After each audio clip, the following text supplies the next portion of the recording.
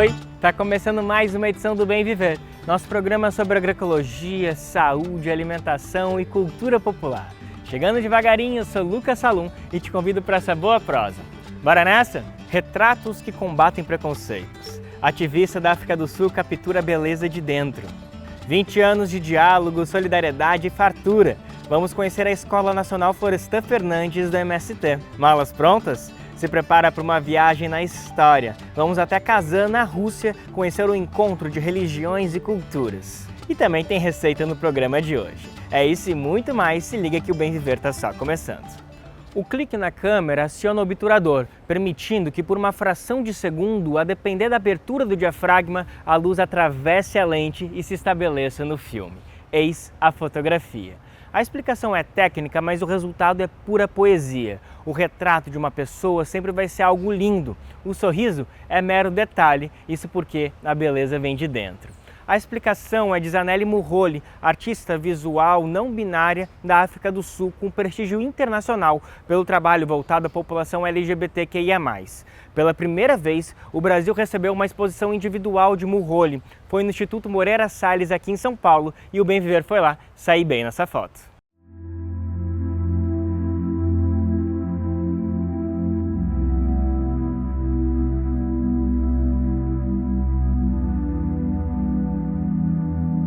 For me, beauty has a lot to do with strength and affirmation of how, like, people, claim the spaces with them, with their whole bodies, with their true senses of who they are, and also in which they confront whatever systems that tells them that they are not worthy to be who they are.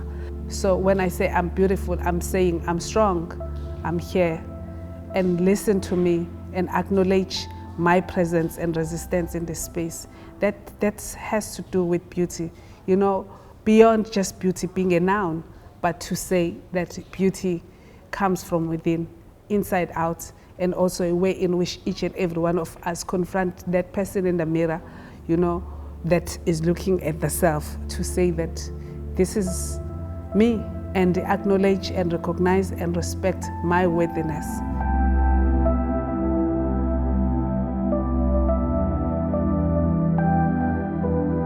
The first time I came was short, and I didn't get to experience the local culture. And then last year became like clearer and better because I got to interact with local organizations who are doing work that I'm so passionate about. And also I got to work with local members of the LGBTQIA+ community, in as much as I was hosted by the museum, which is IMS Museum. So it's been a good experience so far. I learned a lot about the part of some of the Brazilian culture, and I met a lot of beautiful people who share the same sentiments or they share the same politic as my one. So it's so good to be back again. I still have to read a lot about Brazilian history. So I don't want to generalize because that would be wrong of me to do that. There's so much going on in this part of the world, that need to be shared with also like South Africans. So it's not a simple just question that one could say that we could do this and that because we belong to different governments, and then the very same governments, they form part of other systems that we are aware of, that we are not aware of in this world. We're talking about like the population size on its own, the population size of Brazil versus the population size of South Africa. So now if we say we're fighting colonialism, how do we do it together if we do not know each other? So I guess that we need to develop a curriculum at schools in which we get to teach about like world history from an early age. And that's why we are able to learn or reference how, each region or different region have dealt with. Because we say to do that comparative also analysis between South Africa and South Africa and Brazil. Brazil is like 200+ million population. South Africa is maybe at 60 million. We have just 9 regions. I don't know how many regions and how many tribes that exist here.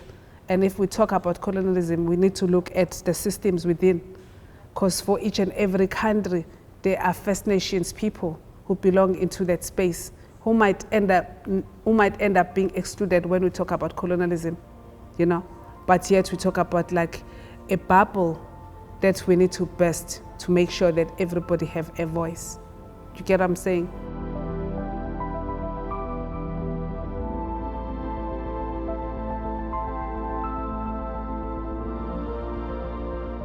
I was born at the time. I was already there, you know. And part of this exhibition gives you a chronological order of how it has been, you know, from during apartheid South Africa until now. So the late 80s were part of the transformation, and then early 90s is when we knew of like Nelson Mandela's release from prison. And then 1994, all people of South Africa who had identity documents, who were of age of consent, they were given the right to vote for the first time, you know. So I was one of the South African citizens who voted in 1994 at the period of the former President Nelson Mandela. 1994, we voted for the first time. 1996, South Africa introduced the constitution that included the rights of the LGBTQIA+ community or members. So that's the biggest change, which does not, which makes us different than any other people of the world, you know, because it's the only constitution in the world that is different when it comes to people's rights, when it comes to human rights, when it comes to, you know, protections of, you know, minority groups. So that means change. You know, the very same constitution that allows people to, you know, to marry, that allows people to, like, adoption rights for the same-sex couples. Yeah, so it's different than any other, you know, country in the world. That's, again, I guess that's the change that you never find anywhere.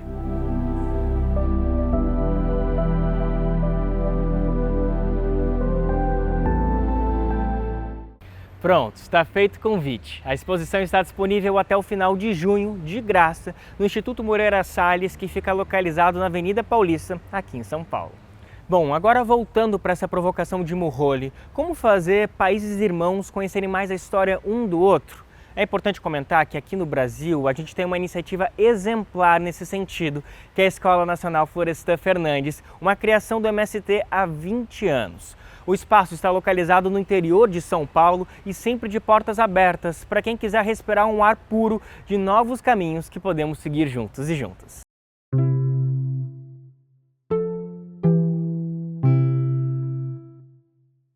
A escola ela é fruto, resultado do esforço do MST em projetar, em planejar e construir os processos de formação. Na verdade, a formação política ela é um princípio do movimento. Ela sempre, desde os primeiros passos da nossa organização, a formação política ela acontecia nos nossos acampamentos.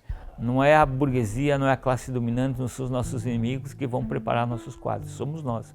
A derrubada da supremacia burguesa não exige só organização. Exige consciência social crítica.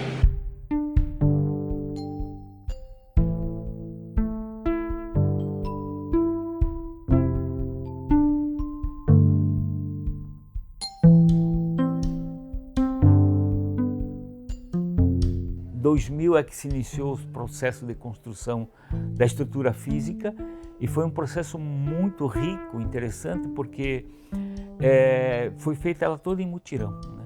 Participaram aqui mais de 1.200 trabalhadores e trabalhadoras da base do MST, que a cada 60 dias se revezavam numa brigada, por estado, por uma região, e dedicavam o tempo de construção. Então foi um longo processo de trabalho voluntário a nossa construção da escola.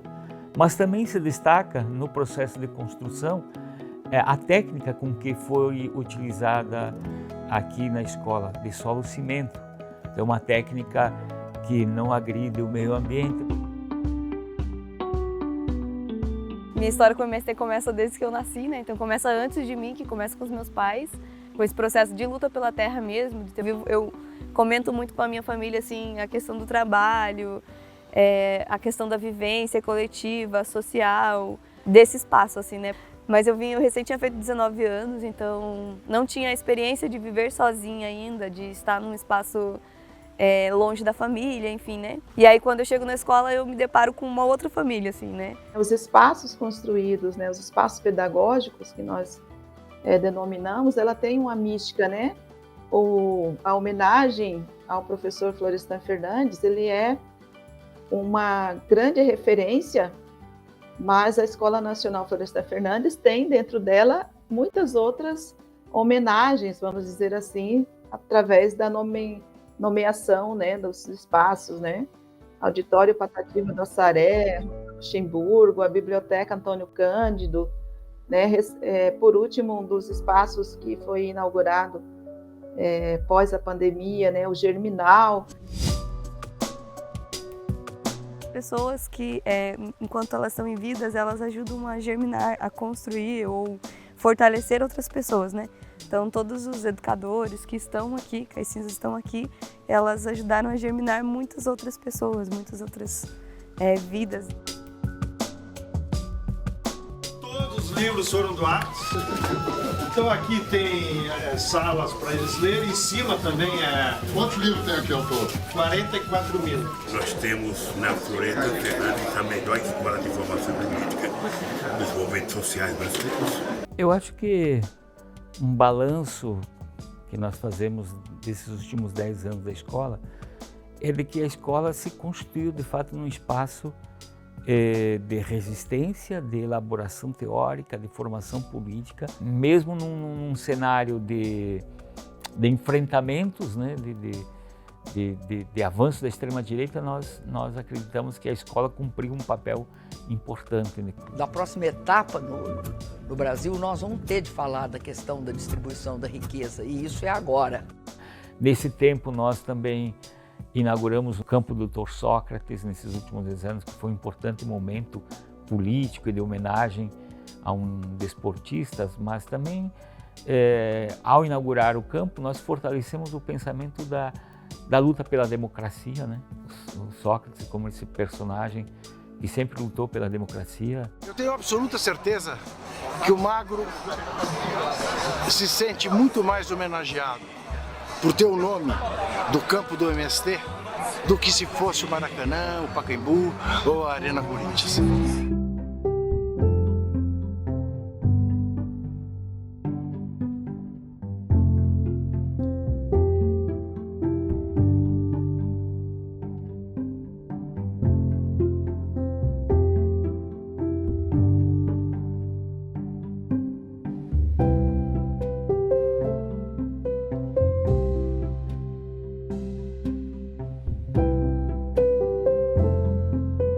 Nós estamos aqui com companheiros e companheiras, educadores e educadoras que são de 18 estados, né, brasileiros, constituído por 90 educadores e educadoras e com 22 crianças na nossa ciranda infantil Saci Pererê. E sem dúvida sairão daqui com condições de qualificar a luta pela escolarização no contexto das áreas de reforma agrária. Não é uma sociedade perfeita, que acho que também nem vai existir nunca, né? Porque a gente sempre vai ter suas contradições, como todos os outros espaços. Viver na escola é um pouco do espelho da sociedade que a gente quer construir, assim.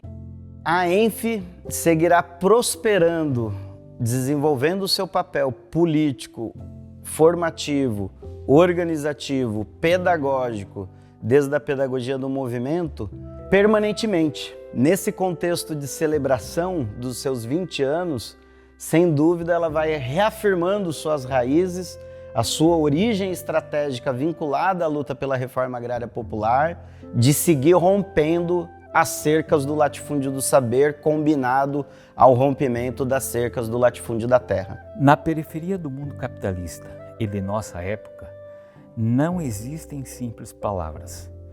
Se a classe trabalhadora quiser desempenhar tarefas específicas e criadoras, precisa se apropriar de certas palavras-chave que não podem ser compartilhadas com outras classes, que não estão empenhadas em resolver aqueles problemas sem se destruírem irremediavelmente.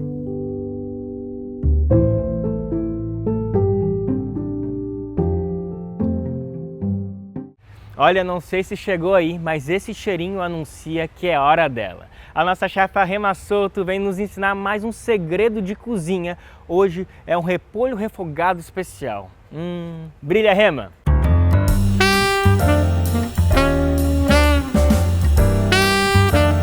Oi, meus amores, tudo bem com vocês? Hoje a gente vai fazer uma receita diferente com repolho. Ficou curioso? Vem comigo! Para essa receita, a gente vai precisar de meio repolho, uma cenoura, 2 dentes de alho, 2 ovos, óleo, molho de soja e cebola granulada. Então, vamos começar. A gente vai fazer nossos ovos, fritar nossos ovos, mas vamos bater levemente. Eu vou colocar uma meia pitadinha de sal, assim. É bem importante que nossa frigideira esteja bem quentinha. Coloca parte do óleo.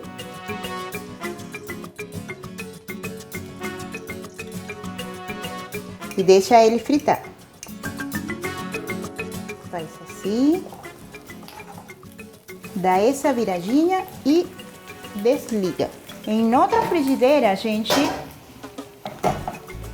Essa tem que estar mais quente ainda, então vamos deixar ela fumaçar e aí a gente cozinha. Aqui é bem rápido também. Óleo. Alho. Eu já tinha cortado o repolho, a cenoura. A gente não vai deixar ele queimar, tá? Nem dourar. Entra com a cenoura. Eu já cortei em tirinhas nossa cenoura e nosso repolho. Ali a gente vai deixar ele murchar um pouquinho. Esse preparo vai demorar mais ou menos 3 minutinhos. Só deixar ele murchar. Ficou murchinho assim e a gente já vem temperando. Molho de soja. A cenoura granulada, eu gosto dela mais fininha, então eu vou passar só um pouquinho aqui. Como é um pouquinho. Tá vendo? Perfeito. Eu falei 3 minutos, mas vão 2 minutos só. Desligo e junto com meu ovo. Tá sentindo o cheiro daí? Ó, prontinho no seu prato. Tá vendo? O que é importante dessa receita? Eu quis mostrar para você, geralmente a gente compra um repolho grande, inteiro. E essa outra metade fica na geladeira e a gente não faz, esquece, ele fica dormidinho e termina jogando no lixo. Com meio repolho você faz essa refeição acompanhada com um arroz branquinho assim, ou um sanduíche para 4 pessoas. Tá vendo a versatilidade que existe dentro da cozinha se a gente pensa um pouquinho como fazer as coisas? E a gente não demorou mais de 3 minutos para fazer. Ó, olha que lindo que fica.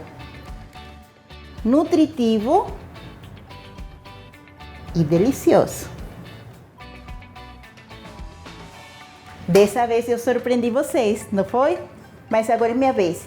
Tenta sempre da cozinha inventar coisas novas ou testa coisas que outras pessoas já inventaram. Lembra, marca a gente nas redes sociais, testa e experimenta, mas agora minha vez. Ó, olha o cheirinho.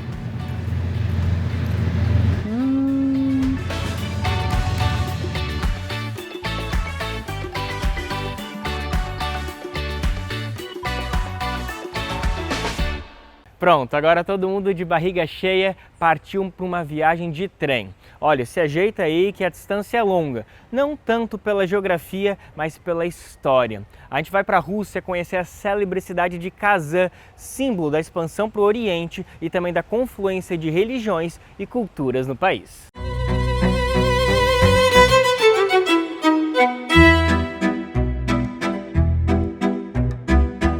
Conhecida como a terceira capital da Rússia, Kazan é a primeira parada da lendária Rota Transiberiana. Apesar de não fazer parte do trajeto original da maior ferrovia do mundo, a cidade é comumente considerada uma parada obrigatória para quem atravessa o país de trem. É assim que embarca-se rumo à capital da República do Tartaristão, utilizando o meio de transporte mais tradicional entre os russos, o extenso sistema ferroviário nacional. Partindo de Moscou, se percorre uma jornada de quase 12 horas até o destino.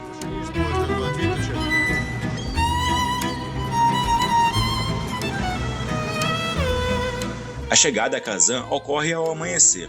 Logo ao adentrar a cidade, os visitantes se deparam com o Kremlin de Kazan, uma imponente fortaleza medieval que simboliza momentos decisivos da história russa. Declarado Patrimônio Mundial da Unesco em 2000, o monumento é um marco cultural e histórico. Fundada há mais de 1000 anos, Kazan foi um importante centro do Kanato Tártaro durante séculos, até ser conquistada pelo czar Ivan o Terrível em 1552, marcando um momento-chave na consolidação do Estado russo. Como explica o historiador do período soviético e guia de turismo da agência Estrela Vermelha, Rodrigo Yannis. De fato, Kazan é uma cidade muito importante para a história da Rússia. Se a gente for falar propriamente daqueles momentos em que Kazan passa a se tornar parte da Rússia e posteriormente do Império Russo, a gente está falando da época do famoso czar Ivan o Terrível. Até então, Kazan era dominada pelos Kanatos tártaros, né, pelos remanescentes da Horda de Ouro, que foi o Estado tártaro-mongol estabelecido após as invasões mongóis no século XIII.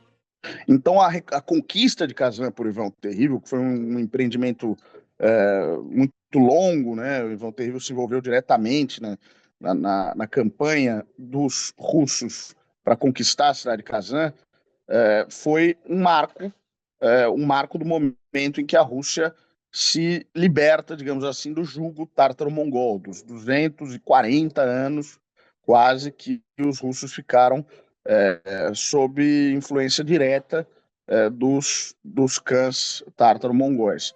Esse período histórico foi retratado no clássico filme Ivan o Terrível, de 1944, do cineasta soviético Sergei Eisenstein. A primeira parte da obra conta justamente sobre a cerimônia de coroação de Ivan o Terrível como czar russo, quando ele promete unir o Estado contra as ameaças externas, especialmente dos tártaros de Kazan. Но прошли времена, когда иноземец дерзновенный безнаказанно смел вторгаться на земли державы Московской. И нож сей тех пронзит, кто руку на Москву поднял. Навсегда с Казанью покончим. Сами на Казань пойдем. A conquista de Kazan foi fundamental para a expansão russa para o Oriente. Ao mesmo tempo, a história da cidade ao longo dos séculos representou a reassimilação da presença tártara e islâmica na região, em particular pelas políticas de tolerância religiosa adotadas pela czarina Catarina a Grande, ajudando a tornar Kazan um símbolo do multiculturalismo da Rússia. É o que explica o historiador Rodrigo Yannis. Já no século XVIII, época da Catarina, em Kazan, as comunidades tártaras, na época que a Catarina começa a promover uma maior liberdade religiosa no Império Russo, as comunidades tártaras fazem uma petição para a construção de mesquitas, que não haviam sido construídas desde o período do Pedro Grande, do Ivan o Terrível, desde o período do Ivan o Terrível, quando o Ivan o Terrível destrói as mesquitas da cidade.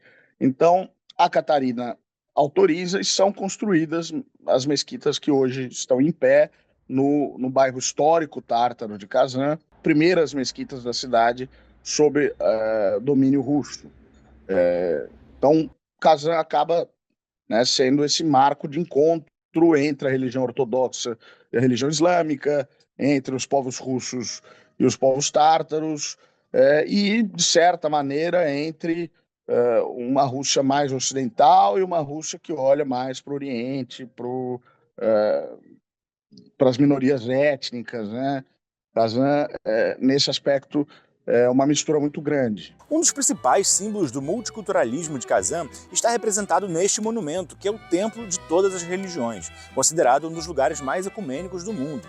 O projeto foi idealizado pelo arquiteto e artista Ildar Khanov, natural do Tartaristão, que após realizar viagens ao Tibete e à Índia, teve a ideia de combinar 16 religiões do mundo inteiro em um só templo. O fato interessante é que o monumento não foi idealizado para ser um espaço religioso. Aqui não há cultos, missas ou altares. A ideia é que seja um espaço cultural, de aproximação de diferentes culturas e religiões do mundo inteiro, uma espécie de exaltação à diversidade. Outro monumento que simboliza essa convivência de diferentes religiões e culturas é a Mesquita Kul Sharif, uma das maiores da Rússia, que foi reconstruída dentro do muro do Kremlin de Kazan. Nas dependências da histórica fortaleza da cidade, a coexistência de instituições do islamismo e do cristianismo ortodoxo mostra a importância de Kazan não apenas para a história da Rússia, mas também como um ponto de união entre diferentes tradições do passado e do presente.